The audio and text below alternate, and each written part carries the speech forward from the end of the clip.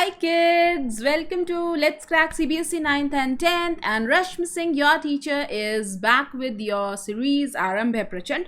और आज हम लोग करने वाले हैं रॉलेट एक्ट से start, okay. But before that I am also going to take a quiz, okay. So stay tuned. आरंभ है प्रचंड का आज डे 12 है और हम लोग जल्दी जल्दी से ये चैप्टर कंप्लीट करने वाले हैं, okay.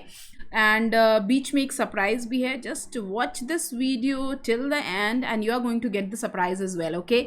So Rashmi Singh your teacher, RSYT is my code. अगर आप ये कोड यूज करते हो तो आपको मिलता है 10% discount. Other than that, what do you get? You get the preparations, full on preparation of all the subjects on an academy. You can even go for iconic subscription where you get a mentor, okay? Yes, right, you have heard it right. जो mentor है वो आपको पूरी तरीके से help करता है आपके doubts में, आपके study planning में and everything, okay?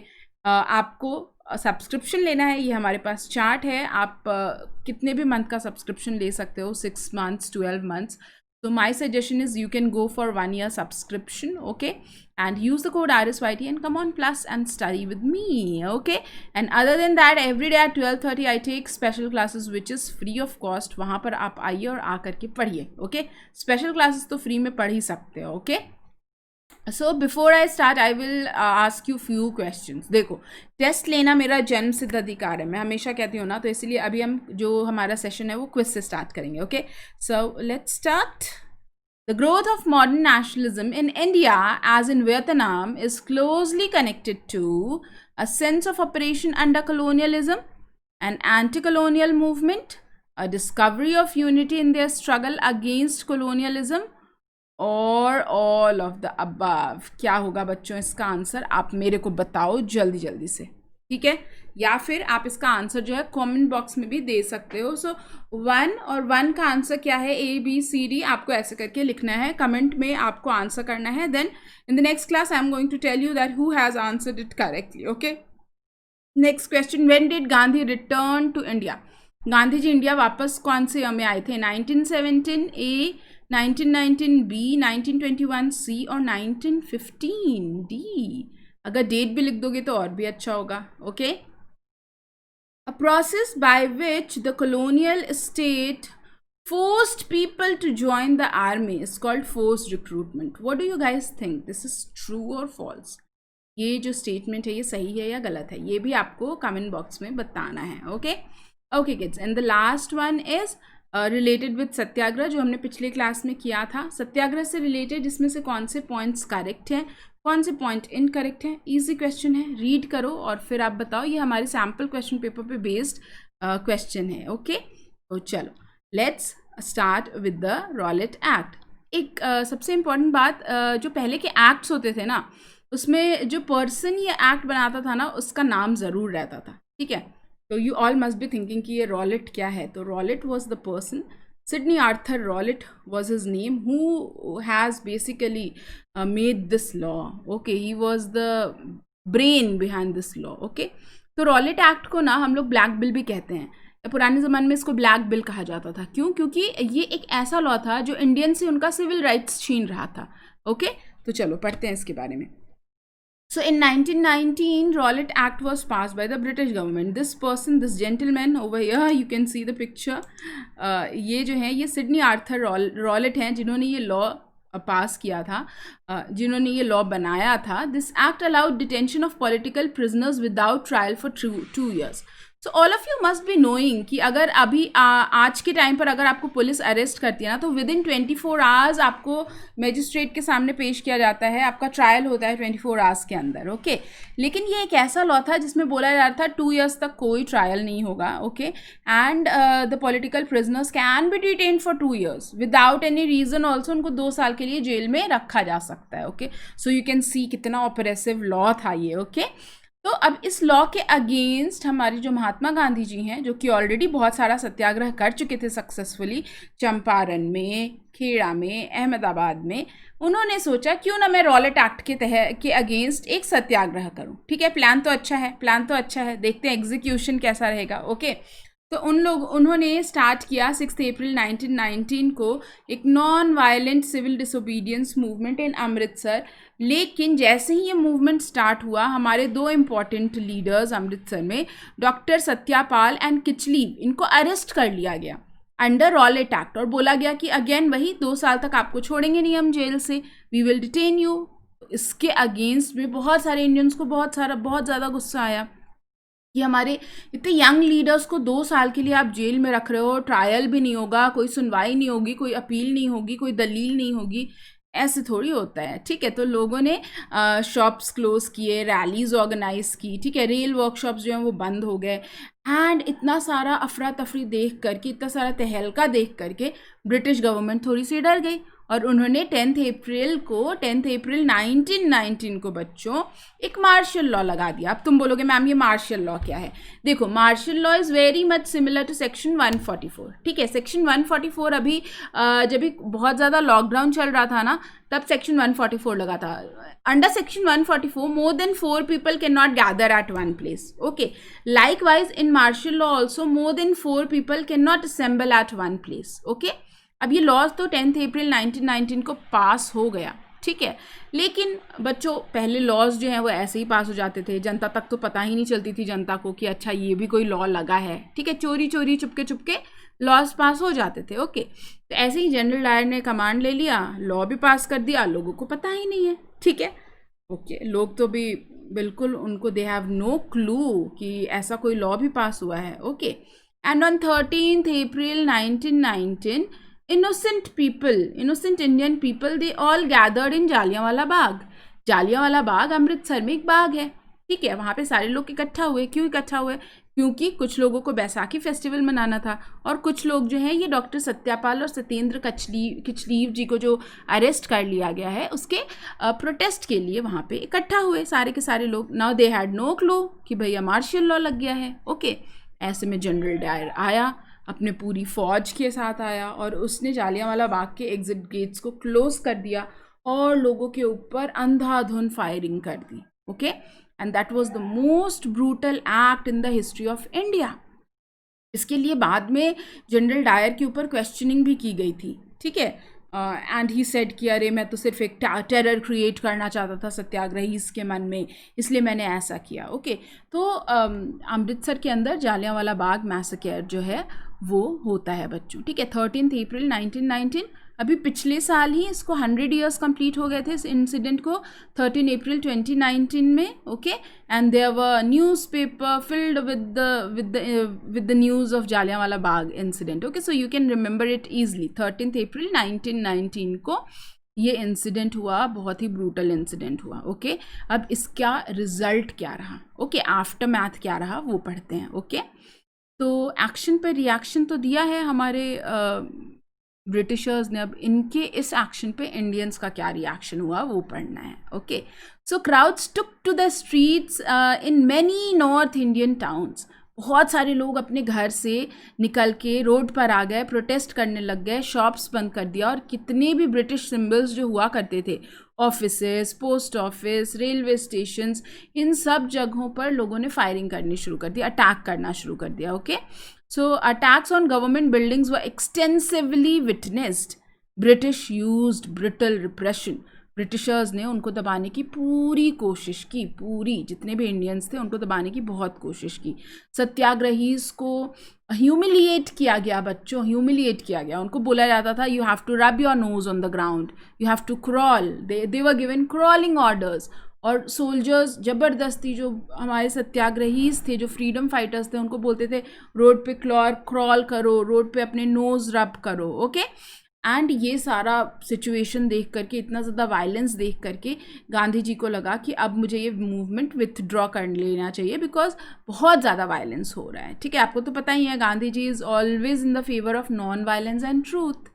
तो जब वायलेंस होगा Gandhi ji will withdraw the movement, and he withdrew the movement instantly, इतना सारा वायलेंस को देख करके। ठीक है, तो इस तरीके से हमारा जालियांवाला बाग मैसेकर जो है वो एंड हो जाता है। Okay, so here in this picture you can see, यहाँ पे क्रॉलिंग ऑर्डर्स जो हैं वो दिया जा रहा है, और ये जो ब्रिटिश सोल्जर्स जो हैं वो लोग इसको क्या कर रहे हैं, पूरा मॉनिटर कर रहे हैं कि यहाँ क्रॉलिंग ऑर्डर्स को एग्जीक्यूट करना है। Okay, It was really bad. Okay. Now again, quiz. Okay. The Rowlatt Act was passed in the year 1917, 1919, 1921 and 1923. This is nice and easy, guys. I think तुम सबको पता है इसका answer. And the answer is B. Okay, nice and easy breezy. Which event is the picture related to? अभी just मैंने बताया ये कौन से इवेंट से रिलेटेड है. Non cooperation movement, civil disobedience movement, Jallianwala Bagh incident और Chauri Chaura incident. I think ये भी एकदम क्लियरली आप बता सकते हो. इसका आंसर है C. Okay, C for Calcutta. The first 3 successful satyagraha movements, by Gandhi ji in India were against Rowlatt Act, Civil Disobedience Movement, Quit India Movement, Non-Cooperation Movement, Civil Disobedience and Khilafat, NCM, CDM and Khilafat, or peasant movements in Champaran, Kheda, Ahmedabad by cotton mill workers, Khilafat Movement, NCM, Quit India Movement. तो ये question थोड़ा सा chronological order में याद करने वाला question है. Okay, आपकी मेमोरी चेक करने वाला क्वेश्चन है. एंड किड्स, अभी आपके सैम्पल क्वेश्चन पेपर में ऐसे ही क्वेश्चंस आ रहे हैं. ओके, तो इसका आंसर है सी. ओके, पेजेंट्स मूवमेंट सबसे पहले चंपारण में किया, फिर खेड़ा में इन्होंने मूवमेंट किया था, है ना, रेवेन्यू के रिलैक्सेशन के लिए. एंड फाइनली अहमदाबाद में भी मूवमेंट किया था गांधी जी ने. ओके, अब हम आगे बढ़ते हैं और देखते हैं कि नॉन कोऑपरेशन मूवमेंट की स्टार्टिंग कैसे हुई, या फिर जालियांवाला बाग इंसिडेंट जब हुआ तो उसके बाद नेक्स्ट स्टेप क्या लिया गांधी जी ने. ओके बच्चों, तो उसके पहले हमें पढ़ना पड़ेगा खिलाफत इशू. ओके, आपको पता है हमारा जालियांवाला बाग इंसिडेंट कब हुआ है? 13 अप्रैल 1919 में. ठीक है, लेकिन जस्ट उसके एक महीने पहले जब हम जाते हैं मार्च 1919 में, तो इंडिया में क्या हो रहा था वो देखते हैं. ठीक है, तो इंडिया में जो मुस्लिम्स थी, जो मुस्लिम कम्युनिटी थी, वो एक अलग ही इशू को लेकर के ब्रिटिशर्स से खफा थी, नाराज थी ब्रिटिशर्स से. क्या था वो इशू, पता लगाओ. ओके, तो अभी पता लगाते हैं. ओके, देखो, वर्ल्ड वॉर 1 जो है वो एंड हुआ. हम लोगों को सबको पता है, हमने चैप्टर की स्टार्टिंग में ही पढ़ा था. वर्ल्ड वॉर 1 जो है वो, उसके बारे में मैंने आपको कहानी भी बताई थी, है ना, असैसिनेशन वाली, याद होगा आप लोगों को. तो वर्ल्ड वॉर 1 जो है वो एंड होता है और वर्ल्ड वॉर 1 में सेंट्रल पावर्स जो हैं वो हार जाते हैं. सेंट्रल पावर्स वाली टीम में ही थी ऑटोमन टर्की, जो कि एक इस्लाम एम्पायर था, मुस्लिम एम्पायर था. ये तो हम सबको पता है. Okay, on the other hand were the allied powers. Allied powers में कौन थे? Britain, Britishers. ठीक है, तो एक तरफ वर्ल्ड वॉर 1 में ओटोमन एम्पायर है, दूसरे तरफ है ग्रेट ब्रिटेन. ओके, अब ओटोमन एम्पायर के ऊपर जो अलाइड पावर्स थे वो बहुत हार्श ट्रीटीज़ लगा रहे थे. और ओटोमन एम्पायर के जो हेड थे, जो कि इस्लाम धर्म के रिलीजियस हेड भी हुआ करते थे, उनको कैलिफ कहा जाता था या खलीफा कहा जाता था, उनके ऊपर बहुत हार्श ट्रीटीज़ लगाई जा रही थी बच्चों. ठीक है, एक्चुअली में क्या किया जा रहा था, आप ये मैप में देख सकते हो. ये जो आपको ऑरेंज वाला पोर्शन दिख रहा है, ये पिंक वाला पोर्शन, एंड यहाँ पे ये शेडेड रीजन, ये सारा का सारा रीजन जो है it was under Ottoman Turkey. लेकिन वर्ल्ड वॉर 1 के बाद ऐसा बोला जा रहा था कि जो कैलिफ है, जो खलीफा है, उसको सिर्फ और सिर्फ टर्की दिया जाएगा रूल करने के लिए. बाकी सारे हिस्से जो हैं वो अलाइड पावर्स के अंदर आ जाएंगे. ठीक है, तो मतलब उनके एम्पायर को श्रिंक किया जा रहा था. अब इससे ये इट वाज वेरी ह्यूमिलिएटिंग, है ना. और जो इनके टेम्पोरल रिलीजियस पावर्स जो थे कैलिफ के, वो भी हटाए जा रहे थे. तो जितने भी मुस्लिम थे world wide, they were all very angry, and the same happened with the Indian Muslims is well. Okay, तो इंडियन मुस्लिम्स जो हैं वो इसके अगेंस्ट में क्या कर रहे होते हैं, एक कमिटी बनाते हैं जिसका नाम है खिलाफत कमेटी. ओके, तो जो हमारे खलीफा होते थे या कैलिफ जो होते थे, वो सबसे पहले उनकी सिटिंग हुआ करती थी बच्चों. Initially used to sit in Baghdad. ठीक है, यहाँ पे बगदाद दिख रहा है आपको. ठीक है, फिर इसकी सिटिंग जो है वो इजिप्ट में हुआ करती थी. एंड अभी वाला जो टाइम चल रहा है हमारा वर्ल्ड वॉर के टाइम का, 1914, 1917 या 1919 वाला जो टाइम चल रहा है, यहाँ पर जो कैलिफ है वो टर्की में रहते हैं. ओके, एंड इनके पूरे एम्पायर को रिड्यूस करके सिर्फ टर्की तक सीमित कर दिया गया है, which was really a very, you can say, अगर हम पॉलिटिकली बात करें तो बहुत बड़ा इशू है.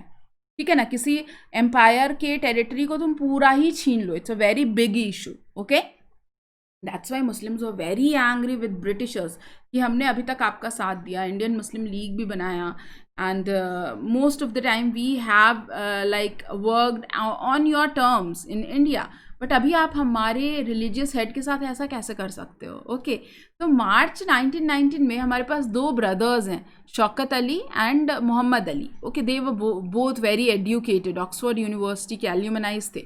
तो इन्होंने एक कमेटी बनाई, खिलाफत कमेटी, ठीक है, मार्च 1919 में बॉम्बे में बनाई। अब उसके बाद तुरंत बाद अप्रैल 1919 में जालियांवाला बाग मैसेकेयर हो गया। तो मुस्लिम भी खफा ब्रिटिशर्स से और हिंदू भी खफा ब्रिटिशर्स से। क्यों? क्योंकि जालियांवाला बाग मैसेकेयर में तो तुमने खून की नदियाँ बहा दी, ठीक है। अब गांधी जी को क्या लगा कि क्यों ना मैं हिंदू और मुस्लिम को एक साथ लेकर आ जाऊं और एक मास स्ट्रगल लॉन्च करूं। बिकॉज जालियांवाला बाग जो इंसिडेंट था या फिर जो ये रॉलेट सत्याग्रह था, it was limited to cities and town only. ये सिर्फ सिटीज़ और टाउन्स में ही हो रहा था। नाउ गांधी जी वांटेड कि एक बहुत बड़ा हम लोग मूवमेंट करें, ठीक, एक वाइड स्प्रेड मूवमेंट करें। उसके लिए मुझे हिंदू और मुस्लिम्स को क्लोजर लाना पड़ेगा। Then only we will be able to do this wide spread movement. Okay, तो इसीलिए गांधी जी ने खिलाफत इशू को, मुस्लिम्स के जो खिलाफत इशूज़ हैं उसको, और अपने इंडियंस के स्वराज, ये दोनों गोल्स को मिक्स करके सामने रख के एक नया मूवमेंट स्टार्ट किया। That was non cooperation movement. Okay, and why it is so important? Because it was the first United national movement. और इसको हम एग्जीक्यूट करने वाले हैं और हिंदू मुस्लिम साथ में नॉन कोऑपरेशन मूवमेंट करने वाले हैं। ये कब डिसाइड हुआ? ये सितंबर 1920 के कैलकटा आईएनसी सेशन में ये डिसाइड किया गया बच्चों, एंड ये मैप में भी आता है। ओके, तो हिंदू मुस्लिम भाई भाई मिलकर के दोनों ने साथ में क्या किया? अंग्रेज़ों के खिलाफ नॉन कोऑपरेशन मूवमेंट किया। ओके, जिसका गोल क्या था? एक तो खिलाफत और दूसरा स्वराज। स्वराज का मतलब होता है सेल्फ रूल। ओके, अब भाई नॉन कोऑपरेशन मूवमेंट करना कैसे है? मूवमेंट तो हम कर लेंगे, हमने कॉज पढ़ लिया, ठीक है। देखो, कोई सा भी मूवमेंट होता है ना बच्चों, आपको कॉज पढ़ना होता है, इवेंट पढ़ना होता है, उसका आउटकम पढ़ना होता है, ठीक है। तो कॉज तो हमें पता है, मिल गया हमें कॉज। एक तो रॉलेट सत्याग्रह के अगेंस्ट हम कर रहे हैं, और हम जालियांवाला बाग इंसिडेंट के अगेंस्ट कर रहे हैं, खिलाफत मूवमेंट के अगेंस्ट ये नया मूवमेंट लॉन्च कर रहे हैं, ठीक है। लेकिन करना कैसे है? लड़ाई करनी कैसे है? सबको पता तो होना चाहिए ना। ओके, स्ट्रैटेजी क्या रहेगी? तो अभी गांधी जी ने बोला 1909 में, इन्होंने जब ये साउथ अफ्रीका में थे, इन्होंने एक बुक लिखी थी, हिंद स्वराज। ओके, हिंद स्वराज में इन्होंने एक बड़ी लॉजिकल बात कही थी, लॉजिकल बात। ओके, क्या कहा था इन्होंने? कि ब्रिटिशर्स इंडिया में आए हैं 1600 में, ठीक है। मैं 1909 में ये बुक लिख रहा हूँ, मतलब 309 years. Okay, so they have ruled for 309 years as of now. तो वो बिना तुम्हारे कोऑपरेशन के तो रूल नहीं कर रहे होंगे, है ना। तुम थोड़ा बहुत तो कोऑपरेट कर ही रहे होगे। So he said British rule was established in India with the cooperation of Indians. Indians के कोऑपरेशन के चलते ही ब्रिटिश रूल आया है इंडिया में, ब्रिटिश रूल स्टेब्लिश हो पाया है, स्टे कर पाया है। तो तुम्हें अगर ब्रिटिशर्स को वापस उनके घर भेजना है तो उनसे कोऑपरेट करना बंद करना पड़ेगा, और इससे ब्रिटिश गवर्नमेंट जो एक स्टैंड स्टिल पोजिशन में आ जाएगी, काम नहीं कर पाएगी। तो फिर आप क्या करोगे? आप ब्रिटिशर्स को छोड़ के जाना ही पड़ेगा। Okay, so the movement began in 1921 with the participation of various social groups. The main cause was the Khilafat issue which Gandhi ji believed to be a platform for Hindu Muslim unity. Okay, अब वापस से quiz time. So at which place Congress session of September 1920 held? Nagpur, Calcutta, Lahore और मद्रास। अभी जस्ट बताया है ना। On your mark, get set, go. जल्दी से आंसर कर दो। Okay, and I hope so तुम लोगों ने सही आंसर किया होगा। कमेंट बॉक्स में बताओगे तुम लोग मेरे को आंसर, ज़्यादा अच्छा रहेगा। ओके, तो प्लीज़ आप कमेंट बॉक्स में बताना। Who wrote Hind Swaraj? Again very easy, nice and easy question. Subhash Chandra Bose, Jawaharlal Nehru, Mahatma Gandhi और Sardar Patel. So the answer is Mahatma Gandhi. Okay, when and where was the Khilafat committee formed? Again very important question, ठीक है ना। जालियांवाला बाग इंसिडेंट के पहले ही ये कमेटी फॉर्म हो गई थी, बॉम्बे में, मार्च 1919 में। Okay, boycott is the refusal to deal and associate with the people और पार्टिसिपेट इन एक्टिविटीज और buy and use things, usually a form of protest. तो ये ट्रू है या फॉल्स है? Of course it is true. Through the summer of 1920, Mahatma Gandhi and Dash toured extensively, mobilizing popular support for the movement. Now, this is a tricky one. Okay, Mahatma Gandhi किसके साथ घूम घूम करके एनसीएम के लिए सपोर्ट इकट्ठा कर रहे थे? Shaukat Ali, Mohammad Ali, both A and B, none of the above. Now this question is directly from the NCERT, okay, and the answer is Shaukat Ali. ये याद रखिएगा आप, ओके, अगर NTSC के लिए प्रिपेयर कर रहे हो तब तो बहुत इंपॉर्टेंट है, ओके. ओके बच्चों, now what will be the method of NCM. Gandhi ji ने बोला हम ये जो पूरा का पूरा जो मूवमेंट है वो 3 स्टेजेस में करेंगे, ठीक है. There will be 3 stages. The first stage will be the surrender of titles. Actually British government क्या करती थी ना, अप्रिशिएट करने के लिए टाइटल्स दिया करती थी. जैसे गांधी जी को दिया हुआ था केसरी हिंद का टाइटल, ओके. रविंद्रनाथ टैगोर जी को दिया हुआ था नाइटहुड का title.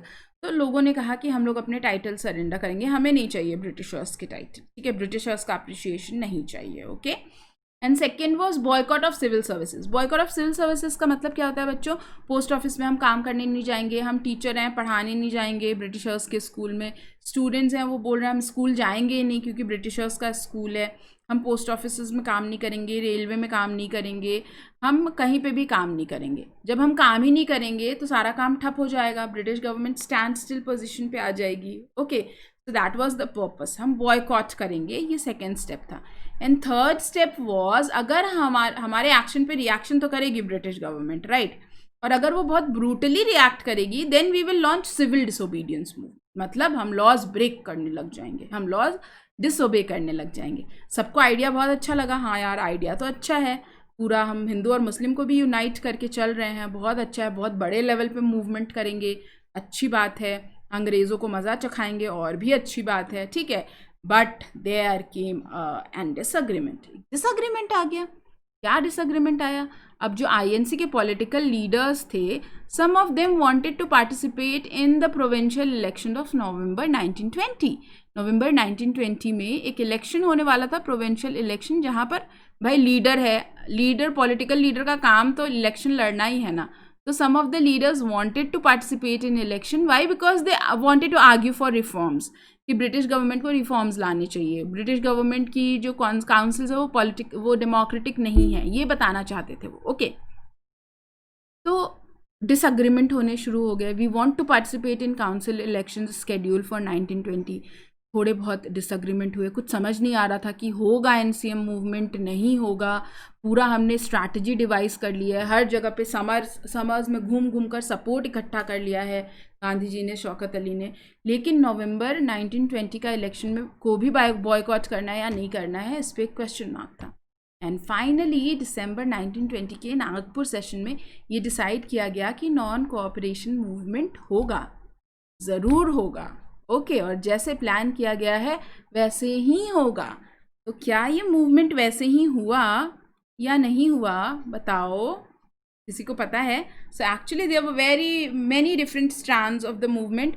The movement was very wide spread in town also. The movement was there present in country side also. Tribal areas, जो फॉरेस्ट एरियाज होते हैं, वहाँ पे भी ये मूवमेंट हुआ. एंड जो प्लांटेशन वर्कर्स थे उन्होंने भी ये मूवमेंट किया, ठीक है. But how this movement unfolded, ठीक है, ये मूवमेंट जो है ये पूरा का पूरा हर जगह पे हुआ कैसे, वो अब आपको पढ़ना है, विच इज़ वेरी इंपॉर्टेंट. बिल्कुल 5 मार्क्स के क्वेश्चन आते हैं, ओके. तो सबसे पहले देखते हैं टाउन्स में. बच्चों टाउन्स के अंदर ना पूरा का पूरा मूवमेंट वैसे ही हुआ फॉर्चुनेटली जैसे गांधी जी ने प्लान किया था, ठीक है. देखो, स्टूडेंट्स ने गवर्नमेंट कंट्रोल्ड स्कूल्स में जाने को मना कर दिया, नहीं जा रहे थे वो लोग. टीचर्स स्कूल जाने से मना कर दिया टीचर्स ने. जितने लॉयर्स थे उन्होंने रिज़ाइन कर दिया, ठीक है. तो एक तरीके से सारा का सारा जो इनका ऑफिसेस था, ब्रिटिशर्स के जो इंस्टीट्यूशन थे, they all came stand still. And council elections भी हर जगह पे बॉयकॉट हुए एक्सेप्ट मद्रास. मद्रास में एक जस्टिस पार्टी थी, उन्होंने नहीं काउंसिल इलेक्शन को बॉयकॉट किया. They participated because that was the party of non Brahmins and they wanted some representation, ठीक है, ओके. जैसे हमने प्लान किया वैसे ही एग्जीक्यूट हो गया, हमारा प्लान तो सक्सेसफुल हो गया टाउन्स के अंदर, ओके. उसका इफेक्ट क्या हुआ? इफेक्ट ये हुआ बच्चों कि जो फॉरेन क्लोथ का इम्पोर्ट था वो ऑलमोस्ट आधा हो गया, ठीक है. फॉरेन क्लोथ्स जो हैं वो एक तरीके से वेस्टर्न इकोनॉमिक डोमिनेशन का सिंबल हुआ करते थे, उनके कल्चरल डोमिनेशन का सिंबल हुआ करते थे. जैसे आज के टाइम पर अगर मुझे कोई एक प्रोडक्ट जो है उसको बॉयकॉट करना पड़े चाइनीज़ लोगों को प्रोटेस्ट करने के लिए, चाइनीज़ लोगों के अगेंस्ट में प्रोटेस्ट करने के लिए, तो हम कौन सा प्रोडक्ट चूज़ करेंगे, बताओ तुम? I think all of you can guess it very easily. It will be either Chinese toys or it will be electronics, right? Mostly electronics ही होगा, okay? तो ऐसे ही उस टाइम पे फॉरेन क्लोथ जो थी ना, उसकी वैल्यू वैसी ही थी, अंग्रेज़ों के इकोनॉमिक डोमिनेशन को शो करता था। तो इसको हमने पूरी तरीके से बॉयकॉट किया और इसका जो इम्पोर्ट है वो लगभग आधा हो गया। पहले 102 करोड़ के फॉरेन क्लोथ्स इंडिया में अगर बिक जाते थे, ₹102 crore, so now only ₹57 crore worth of foreign clothes are being sold in India. तो लोग अगर फॉरेन क्लोथ्स नहीं खरीद रहे थे तो क्या खरीद रहे थे? They were actually buying khadi, hand spun khadi खरीद रहे थे लोग, okay. And other than that merchants and traders also refuse to trade in foreign goods. इन लोगों ने भी मना कर दिया कि हम भी नहीं करेंगे भैया, ऐसे आपके फॉरेन गुड्स वगैरह नहीं खरीदेंगे, नहीं बेचेंगे, ओके। लेकिन थोड़े टाइम बाद कुछ ना कुछ मुसीबतें आने लग गई टाउन्स में। ये मूवमेंट तो बिल्कुल एज पर प्लान चला, एग्जीक्यूट हुआ, रिजल्ट भी अच्छा मिल गया, लेकिन वापस से ये मूवमेंट स्लो डाउन हो गया टाउन में। क्यों बच्चों? क्योंकि हम फॉरेन क्लोथ नहीं खरीद सकते तो क्या खरीदेंगे? हम खरीदेंगे खादी। लेकिन खादी तो बहुत कॉस्टली होती थी। कोई भी चीज़ अगर हाथ से बनी हुई होती है तो कॉस्टली होती है ना। हाथ से बनी हुई साड़ी जो होगी और जो मशीन से बनी हुई साड़ी होगी या शॉल होगा, कौन सा महंगा होगा बच्चों? बताओ। हाथ से अगर आप कुछ बना रहे हो तो ज़्यादा मेहनत लगती है, तो ऑब्वियसली खादी जो है वो बहुत कॉस्टली थी। तो इसीलिए बच्चों वापस से लोग फॉरेन क्लोथ्स खरीदने लग गए, ओके। एंड जहाँ तक ये इंस्टीट्यूशंस की बात है कि अगर लॉयर कोर्ट में नहीं जाएगा, स्कूल के बच्चे अगर स्कूल नहीं जाएंगे पढ़ने के लिए तो कहाँ जाएंगे? उनके पास कोई ऑल्टरनेटिव इंस्टीट्यूशन तो था नहीं, इंडियन इंस्टीट्यूशन, तो लोग वापस से इंस्टीट्यूशंस में जाने लग गए, ओके। तो इस तरीके से ये मूवमेंट धीरे धीरे करके टाउन्स में स्लो डाउन होने लग गया, ओके। तो आप यहाँ पे ये फ़ोटो में देख सकते हो बच्चों, ये इस इमेज के अंदर ना देखो, ये एक तो हमारा जो इंडियन खादी का सिंबल होता है चरखा, वो है। यहाँ पे आपको ब्रिटिशर्स के फ्लैग दिख रहे हैं, सॉरी यहाँ पे आपको मुस्लिम्स के फ्लैग दिख रहे हैं। मुस्लिम्स और हिंदू दोनों ही यहाँ पर आपको पार्टिसिपेट करते हुए दिख रहे हैं इस पूरे एनसीएम मूवमेंट के दौरान, ठीक है। तो this was the only movement जहाँ पे मुस्लिम्स और हिंदू दोनों ने यूनिफाइड स्ट्रगल किया है अगेंस्ट ब्रिटिशर्स। ब्रिटिशर्स के छक्के छुड़ाए गए हैं, okay. Now how was the rebellion in country side? Country side का मतलब क्या होता है मुझे बताओ? कंट्री साइड इज विलेज, है ना। अब विलेज तो बहुत सारे हैं ना अपने पास, अपना इंडिया तो भाई गांव का देश है है ना, बहुत सारे विलेज हैं। लेकिन हमने यहाँ पे केस स्टडी लिया है अवध का। Awadh is a small village in UP, okay. तो वहाँ पर पेजेंट स्ट्रगल को कौन लीड कर रहा था? बाबा रामचंद्र एंड जवाहरलाल नेहरू।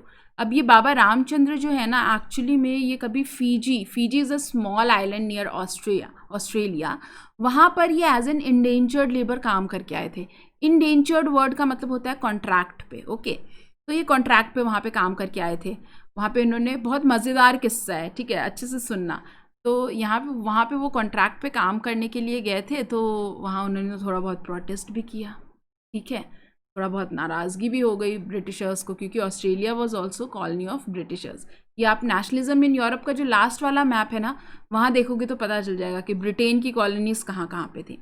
तो वहाँ पे ये ब्रिटिशर्स को थोड़े मज़े चखा करके वापस आ गए थे यूपी, ठीक है। यूपी में आने के बाद इन्होंने अपना आइडेंटिटी जो है ना वो थोड़ा सा बदल लिया था, अपनी आइडेंटिटी को चेंज कर ली थी, सो दैट इनको कोई पकड़ ना ले, ठीक है। Intelligent fellow, okay. तो his real name was Shridhar Balwant and वैसे इनका नाम अभी बाबा रामचंद्र नाम से ये फेमस है अवध में। और यहाँ पर जो लड़ाई चल रही है एक्चुअली में ब्रिटिशर्स के अगेंस्ट नहीं चल रही है। You will surprise to know कि यहाँ पर जो एनसीएम मूवमेंट हो रहा है वो लैंडलॉर्ड्स और तालुकदार्स के अगेंस्ट हो रहा है भाई। बिकॉज लैंडलॉर्ड्स जो थे वो बहुत ज़्यादा रेवेन्यू लेते थे हमारे पेजेंट्स से, ठीक है। तो पेजेंट्स की क्या डिमांड थी? There were 3 demands, okay. एक तो ये कि रेवेन्यू में रिडक्शन करो, ओके। यहाँ पे आपको दिख रहा है reduction in revenue. Abolition of begar, ये जो हमसे ये बेगारी मजदूरी कराई जाती है, हम आपके ज़मीन पर काम कर रहे हैं, आप हमें पैसे नहीं दे रहे हो, आप हमें क्रॉप्स दे रहे हो, तो ये बेगारी जो है उसको अबॉलिश करिए। एंड सोशल बॉयकॉट करो लैंडलॉर्ड्स का। इनकी यही 3 डिमांड्स थे, ओके।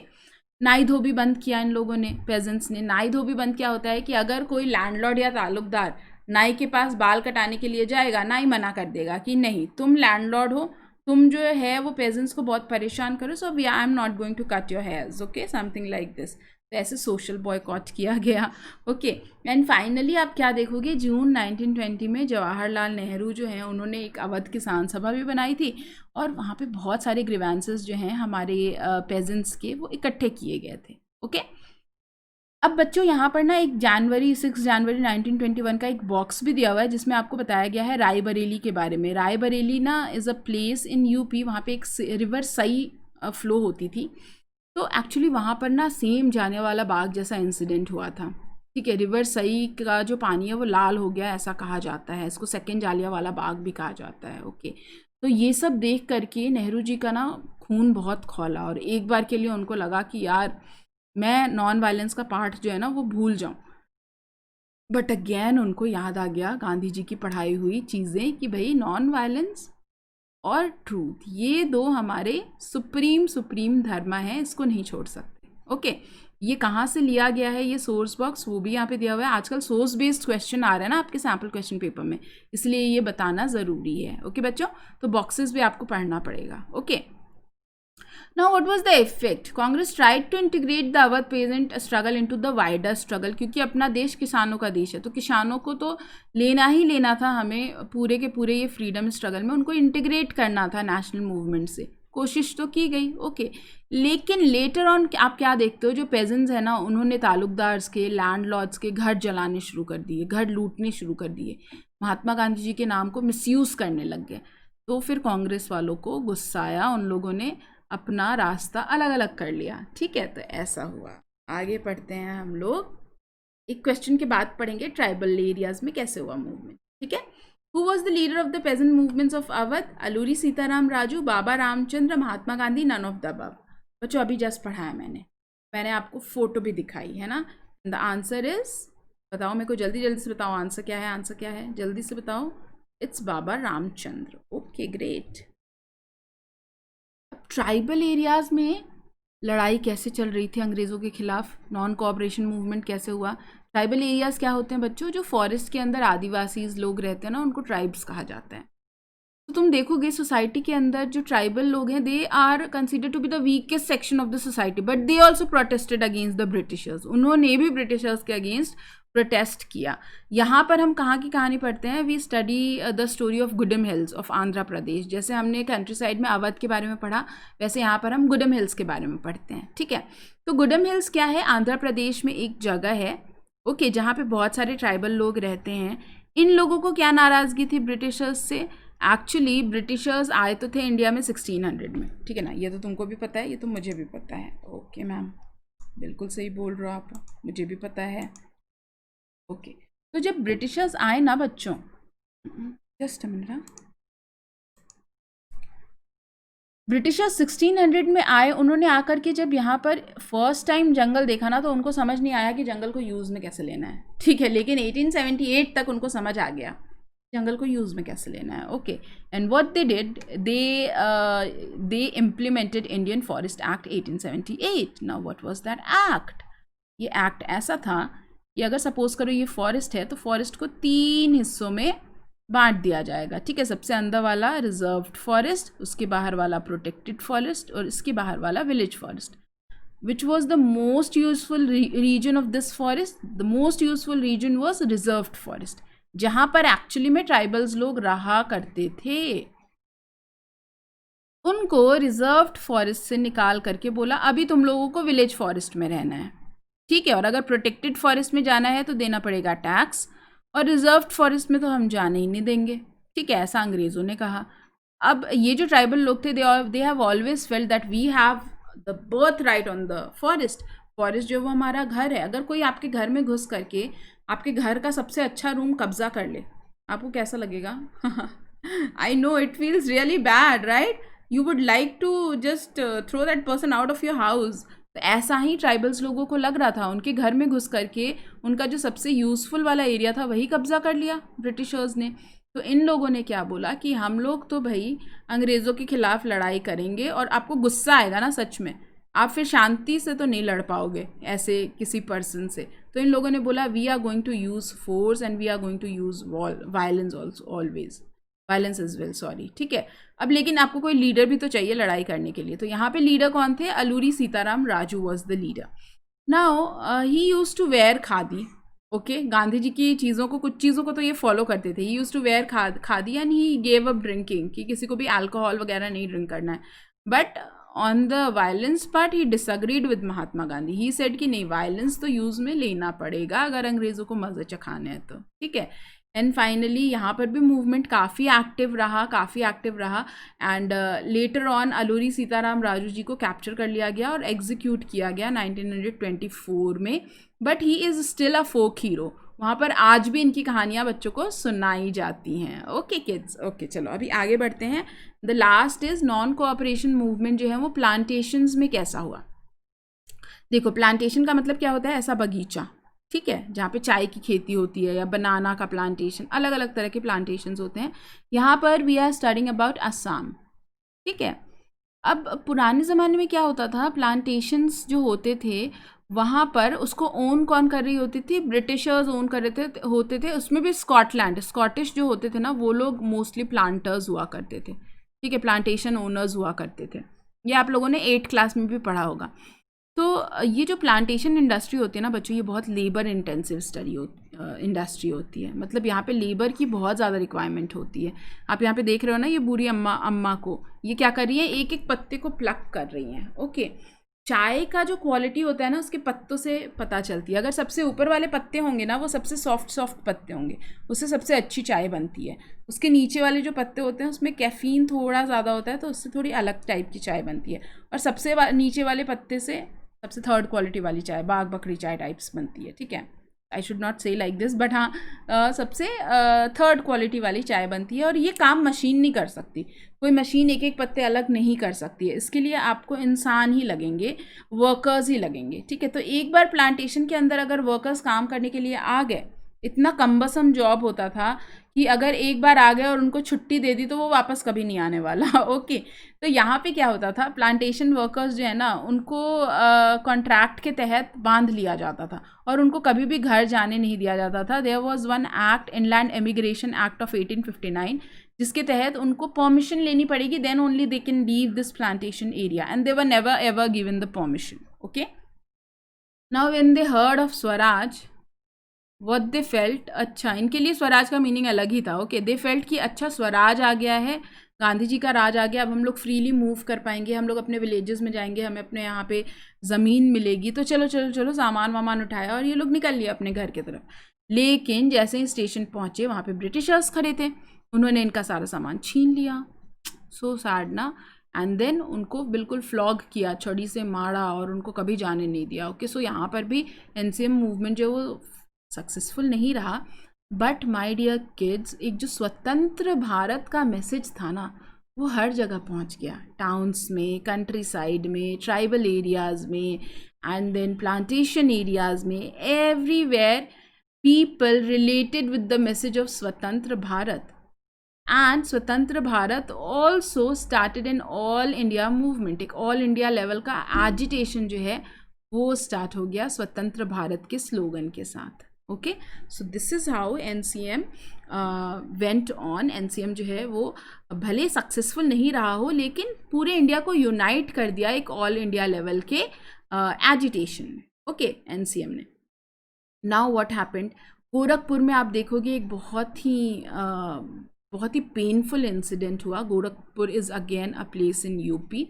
वहाँ पे चौरी चौरा करके एक जगह है जहाँ पर एक बहुत ही पीसफुल प्रोसेशन चल रहा था, लेकिन बहसा बहसी हो गई पुलिस के साथ और कुछ लोगों ने पुलिस स्टेशन में आग लगा दी गुस्से में, ठीक है। और इसमें लगभग 21 जो पुलिस ऑफिसर्स हैं, they died also. Now seeing that kind of violence, Gandhi ji got really restless कि यार इतना वायलेंस किस लिए, ठीक है। तो उन्होंने क्या किया, उन्होंने वापस से मूवमेंट जो है वो विथड्रॉ कर दिया, ठीक है बच्चों।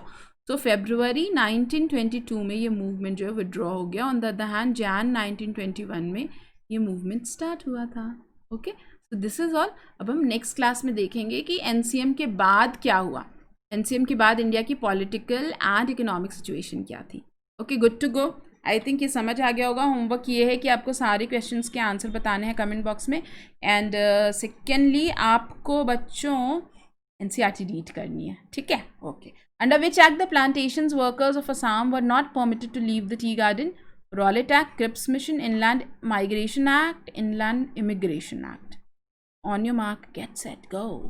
जल्दी जल्दी आंसर करके बताओ मुझे, जल्दी जल्दी जल्दी जल्दी जल्दी जल्दी. And the answer is 3, 2, 1. Answer is D.